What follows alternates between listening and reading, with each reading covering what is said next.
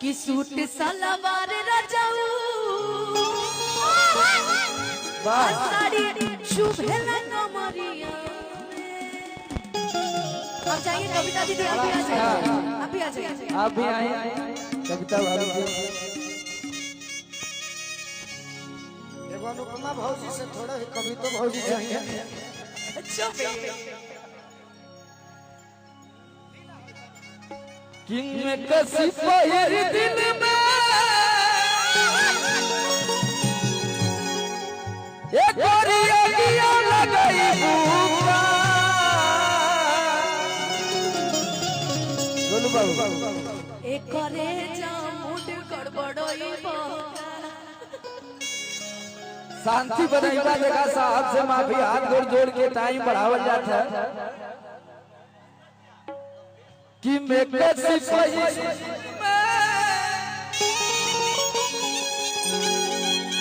अगोरिया किया लगाई बुका। अब एक रे जा मूड गड़बड़ाई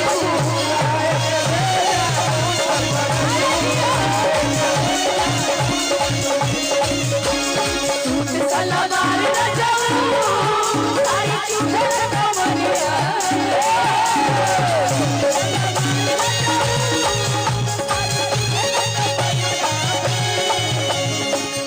सलवार रजाऊ साड़ी शुभेला कमरिया। लो में कसी मजा दी गरमिया।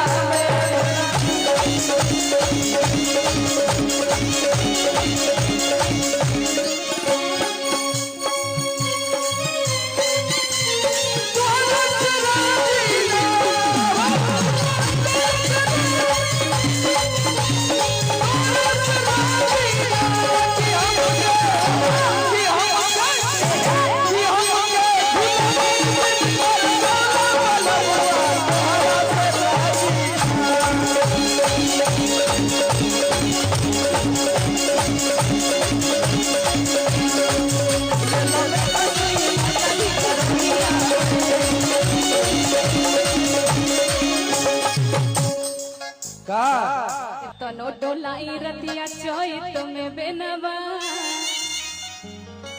अरे गेला भीतर भीतर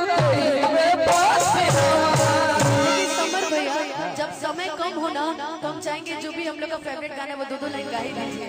वो वाला कौन वाला कि रत की सुता के चल गई लुनी दिया ना अकेले आवे। अच्छा कि तू मिला फटुआ दिया में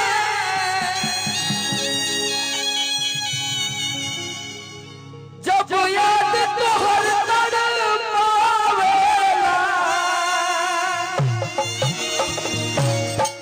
अको रवा में सुता के चल गई लू। हाँ सही है, क्या बोलूं भैया, एक रवा में सुता के चल गई लू निंदिया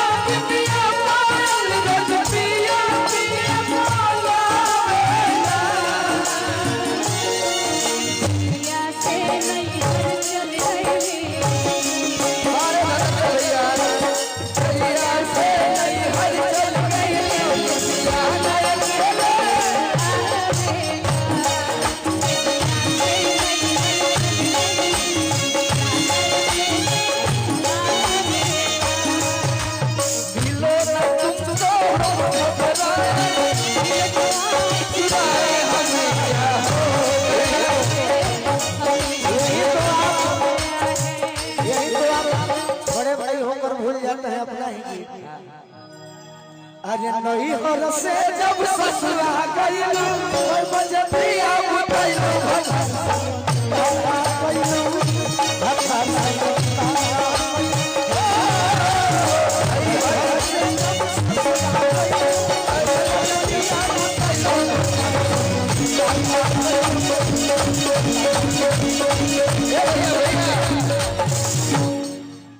किला जो न लागे तो है अरे किला जो न लागे तो है और पूछे में ऐसन बात हो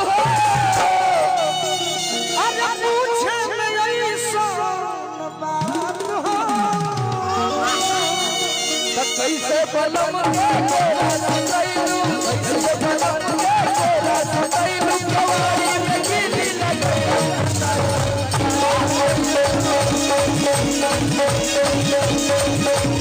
Come on,